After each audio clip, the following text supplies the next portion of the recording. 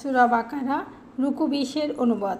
নিশ্চয়ই আসমান ও জমিনের সৃষ্টিতে রাত ও দিনের পরিবর্তনে মানুষের জন্য কল্যাণ সাধনকারী সমুদ্রে বিচরণশীল নৌযানসমূহে আল্লাহ আকাশ থেকে পানি বর্ষণ করে তা দিয়ে জমিনকে তার মৃত্যুর পর যে পুনর্জীবিত করেন তাতে সব ধরনের জীবজন্তু সেথায় বিস্তার করেন।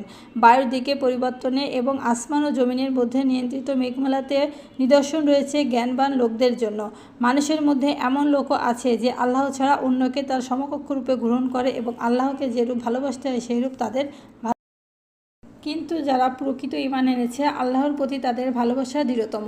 শাস্তি প্রত্যক্ষ করার পর জালিমরা যেমন বুঝবে এখন যদি তারা তেমন বুঝত, নিশ্চয়ই সব শক্তি শুধু আল্লাহরই এবং আল্লাহ শাস্তি দানে অত্যন্ত কঠোর। যাদের অনুসরণ করা হয়েছিল তারা যখন তাদের অনুসরণকারীদের সম্বন্ধে দায়িত্ব গ্রহণ করতে অস্বীকার করবে এবং তারা শাস্তি প্রত্যক্ষ করবে ও তাদের মধ্যকার যাবতীয় সম্পর্ক বিচ্ছিন্ন হয়ে যাবে। এবং যারা অনুসরণ করেছিল তারা বলবে, হায় যদি একবার আমাদের ফিরে যাবার সুযোগ দেয়া হতো তাহলে আমরাও তাদের অস্বীকার করে সম্পর্ক ছিন্ন করতাম যেমন তারা আমাদের সাথে করেছে। এভাবে আল্লাহ তাদের কৃতকর্ম পরিতাপ রূপে তাদের দেখাবেন, কিন্তু তারা কখনো আগুন থেকে বের হতে পারবে না।